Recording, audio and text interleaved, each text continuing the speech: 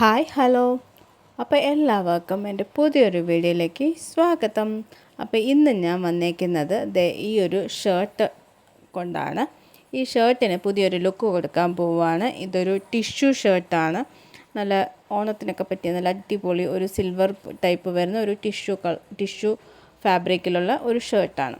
അപ്പോൾ ഇന്ന് ഇത് വെച്ചിട്ടാണ് ഞാനൊരു ഔട്ട്ഫിറ്റ് ഉണ്ടാക്കാൻ പോകുന്നത്. അപ്പോൾ ആദ്യം ഞാൻ ഈ പോക്കറ്റ്, കോളറ്, പിന്നെ സ്ലീവ്, ഈ 3 സാധനങ്ങൾ റിമൂവ് ചെയ്യുകയാണ്.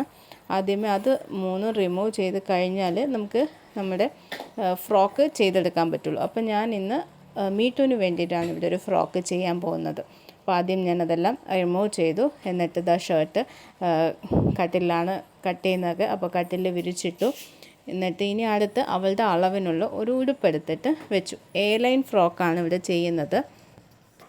കട്ടിലിരുന്ന് കട്ട് ചെയ്യുമ്പോഴത്തേക്കും എൻ്റെ ഷീറ്റൊക്കെ പോകുമെന്നൊരു പേടിയൊക്കെ ഉണ്ട്. നേരത്തെ 2 ഷീറ്റ് കട്ട് ചെയ്ത് കളഞ്ഞായിരുന്നു. അപ്പോൾ ഞാനിവിടെ കറക്റ്റ് ആ സൈസിന് മീറ്ററിൻ്റെ അളവിന് തന്നെ കട്ട് ചെയ്തിട്ടുണ്ട്. പിന്നെ സ്ലീവും അതിൽ നിന്ന് തന്നെ കട്ട് ചെയ്തെടുത്തു. പിന്നെ അത് ഫുൾ പ്ലെയിൻ ആയതുകൊണ്ട് ചെറുതായിട്ടൊന്ന് വർക്ക് എന്തെങ്കിലും ചെയ്യാമെന്ന് വിചാരിച്ചു. എംബ്രോയ്ഡറി ഒക്കെ ആണെങ്കിൽ കുറേ സമയമെടുക്കും. പെയിൻറ്റിങ് ആയതുകൊണ്ട് പെട്ടെന്ന് തീരുമെന്നുള്ളത് കൊണ്ട് പെയിൻറ്റിങ് ഞാൻ സെലക്ട് ചെയ്തു. ഒരു ഫ്ലോറൽ പെയിൻറ്റിങ് കൊടുക്കാമെന്നാണ് വിചാരിക്കുന്നത്. ഓണത്തിനും യൂസ് ചെയ്യാം, പിന്നെ അത് കഴിഞ്ഞും യൂസ് ചെയ്യാൻ വേണ്ടിയിട്ടാണ്. ഓണം തീമിലായിട്ട് അധികം പോകാതെ ഒരു ഫ്ലോറൽ ഡിസൈനും പിന്നെ കുറച്ച് നമ്മുടെ ഓണത്തുമ്പികളെയും കൂടി ചേർത്തത്. തുമ്പിയും ഫ്ലവേഴ്സൊക്കെ ആകുമ്പോൾ കുറച്ചൊക്കെ നമ്മുടെ ഓണത്തീമിലും ആവും. എന്നാൽ പക്ക ഓണത്തീമും അല്ലാത്ത ഇതിലാണ് ഞാനിപ്പോൾ ഇവിടെ ചെയ്തേക്കുന്നത്. അതുപോലെ തുമ്പികൾ സ്ലീവിലും 2 സ്ലീവിലും ഈ 2 തുമ്പി വീതം ഞാൻ വരച്ചിട്ടുണ്ട്. അപ്പോൾ ഇതാണ് ഏകദേശം ലുക്ക് വരുന്നത്. പിന്നെ അവിടെ ഞാൻ ഈ ഫുൾ ഒരു രസമില്ലാത്ത തോന്നിയപ്പോൾ ഞാൻ പിന്നെ അവിടെ ആയിട്ട് കുറച്ച് യെല്ലോ ഫ്ലവേഴ്സും കൂടി വെച്ച് നല്ല കളർഫുള്ളായിട്ട് ചെയ്തെടുത്തേക്കുവാണ്. അപ്പോൾ പെയിൻറ്റിങ് പരിപാടിയൊക്കെ കഴിഞ്ഞ് ഇനി അടുത്ത് സ്റ്റിച്ചിങ് ആണ്.